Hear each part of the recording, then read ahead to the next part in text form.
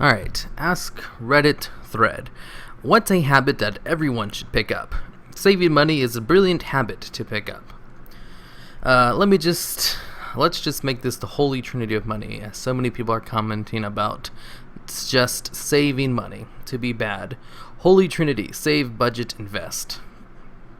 When I was younger, my dad always made me put money into an account. Oh, boring, investing, blah blah blah. Living within your means. I don't make much money, but I manage to save a little each month. I drive a 13-year-old Toyota, have zero debt and great credit. Feels good. Marry me. Maybe he will. Can we come to your wedding?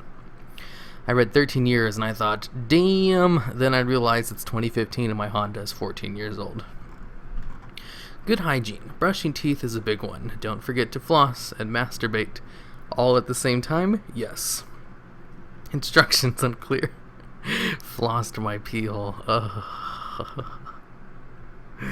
Anyone remember that thread where the guy didn't brush his teeth for a solid 2 years? Nasty. London. A Wikipedia entry for London. That's great. Always say hello to everyone at a meetup/party, especially the ones you have never met before. No.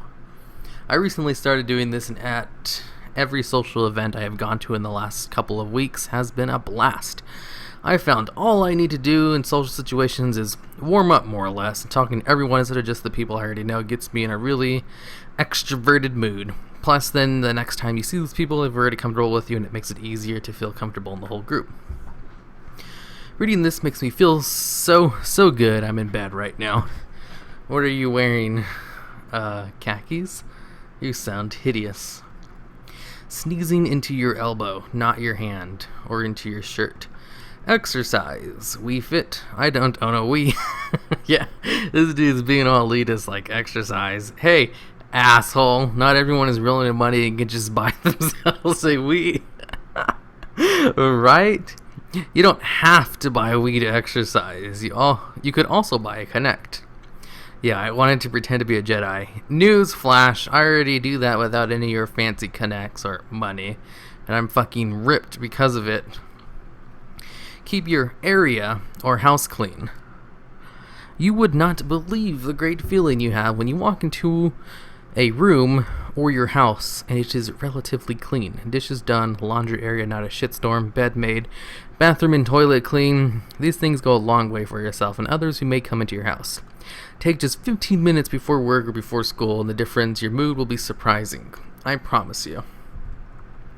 I stretch every night before bed. It's become such a nightly ritual that I begin to feel sleepy about halfway through my routine. I call it Pavel's downward dog. That sounds like a good idea. Greeting people with a smile, no matter how pissed off you are. Try not to let your bad mood affect other people. My father inspires me to do this. When he is mad, he takes it out verbally on everyone around him. Fuck that. My problems are my own, so I will at least try not to ruin other people's days because my day is ruined. That's a great attitude to have. Usually, whenever I'm feeling particularly cranky or depressed, I try to act the opposite of how I'm feeling, because faking it until you make it is a great way to deal with it. Cooking, wearing sunscreen, exercise, and cleaning up after yourself. Wearing sunscreen, huh? Spend time studying something every day. You don't have to be a student to expand your knowledge. Fuck studying. Does studying Reddit count? Because I already do that. Definitely, just make sure it's at least semi-useful stuff. / science, history, learn programming, etc. You're your own judge as to what counts, but reading only one post doesn't. Ooh. Brushing your teeth when you wake up, and again before going to bed. I always brush my teeth in the morning, but after my breakfast. All of my family do it as soon as they get up, though. I don't know which is best. I always feel that it's better after breakfast, as then I'm getting rid of everything from that as well.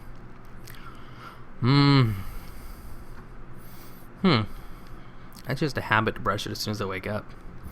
Drinking more water. This time last year, I would have laughed in your face. Then I moved into my own apartment and was too lazy to go grocery shopping often enough to keep soda around, so I was forced to drink more water. Starting a few months ago, I cut soda almost entirely. Just keep a little bit around for caffeine on slow mornings. Haven't felt this good in years. How do you drink soda all the time? Do you know what else will make you feel good? I don't know. Go down 20 push-ups. Whatever should I do? Not only will it make you feel a ton better, but if you replace water with other drinks, admittedly I used to do this, you are at risk of terrible kidney stones. Sorry if this confused you, drink more water to prevent kidney stones. Can confirm, I used to drink 4 to 5 cans of Pepsi a day. Oh my god. Oh my god. And felt like shit all the time. Now I drink mostly water and the occasional fruity beverage, and hardly ever touch soda anymore. I feel great and am much healthier than I was. Oh, I laugh at this guy. But I used to drink like a 2-liter of Dr. Pepper every day for a while. I knew it was unhealthy though, and I also drank water alongside it, but yeah, I used to drink tons of soda too. It's just so good. Soda is so delish. I eventually stopped though, and I just pretty much only drink soda occasionally. Moderation is the best. Been drinking nothing but water for about 2 to 3 years now. Not because it's healthy or anything, but because I'm focused on staying hydrated for my workouts and just get thirsty. I can assure you, I feel the same as when I drink a bunch of Monsters a day when studying. However, it's cheaper because I just refill my body at the sink 7 to 8 times a day. On the other side, I was in great shape before I started as well. You just refill it from your sink? Ew. Well, the thing is, where I live, we have really gross tap water, so I have to go out and buy the bottles. Not bottles, I just fill up a giant 5-liter thing at the... No, a 5-gallon thing at the store. It's like $1.25 for 5 gallons. It's not that bad. And it's delish. Wait, so if you replace other drinks with water and get more risk of kidney stones? Other way around, sorry. That's enough of that. Cleaning while you cook. By the time you're done, you only have 1 or 2 dishes to clean. How many dishes are you making? Maybe this person makes real meals. I only cook for 1, so. Using good manners. I would add, with household family members is the hard part of that for a lot of people. Your SO/kids deserve good manners just as much as strangers, but sadly, these are the people we rarely use them on. Manners matter. So true, thanks for adding that. Please and thank you. Hand washing. Yup. I took a health science class in high school, and our teacher had us rub a lotion that was meant to mimic bacteria when exposed to water/soap. She had us put it on, wash it off in the bathroom, come back, and put our hands under a black light. It glowed. Out of curiosity, I just rinsed my hand. I haven't rinsed my hand since. Flossing. Started this a month ago after dentists kept saying the problem areas are between my teeth for potential cavities. It is true, you eventually will be able to do it without potentially life-threatening gum bleeding. Just started putting flossing around the house, in front of the TV, by the computer, etc. Now flossing like a pro. Maybe I should start flossing. Wash your balls thoroughly. The ability to truly listen to other people. It makes you more attractive to the opposite sex. People are more likely to return the favor and listen to you when you want to talk, and often it makes you feel better because you forget about your own problems, or realize they're not as big as you thought they were. Sex for the gays, eh? Reading books. The more you learn, the more you earn. Lamborghinis, mentors, Hollywood heels, TED Talks here in my garage. Whew. That was a lot of reading without a pause. Be on time. On time means on time. 15/30 minutes late, or worse, is not on time. Learn to read a clock and plan ahead, dumbass. No one likes waiting for you. They might not say it, but you're still annoying. I had a friend who believed if you are important enough, people will wait. It was literally her saying. She would get off on the fact that people were waiting, like it was everyone focusing on her getting there and that was holding them up. Why did you keep waiting? Just start without her. That's like the first thing I would have done if they said that. Make a good impression. When people meet you, smile and shake their hand. Ask them about themselves. If you're at a party and introduced to a group, say something positive about the host of the party. When you have a job interview, prepared by researching the company, ask for interviews cards so you can handwrite a thank you note. Be on time. All of the things make great impressions. Sounds like someone read the book, How to Win Friends and Influence People. As someone who interviews people for a living, I can't stand people who write thank you notes. All I want is a firm handshake and a thank you in person. What? Local politics. Here in the US, people are constantly complaining about state taxes, local law enforcement, etc., but it seems like mostly only vote in president's elections. The president does not control which of your city streets gets paved, or which of your libraries get money for new books, or which of your police stations can afford to promote a cop who's been on the force for 10 years to detective. Do your part as a citizen of whatever city/state you're from. Get into local politics. I tried this. The people in my hometown are so awful that it's something I actually regret trying. Word of advice: if you're planning on buying a home, go to town meetings and see what kind of state the place is in before you close the deal. Save yourself the grief of living in a bad community. Was it in London? And was there panic on the streets? Haha, I fucking wish it was London and not some inbred mountain time. I basically grew up in a town that is a dumpster for people. A quick daily body weight workout, just 10 minutes, including short breaks, makes a huge difference over time. Using your fucking turn signal. Ejaculating before making big decisions, especially any decision involving women. Need to vent about someone? Choose one or two really good, long-term, non-judgmental friends that can bitch to you, who will join in on venting about their own stuff. Do not go around talking shit about people to anyone who will listen.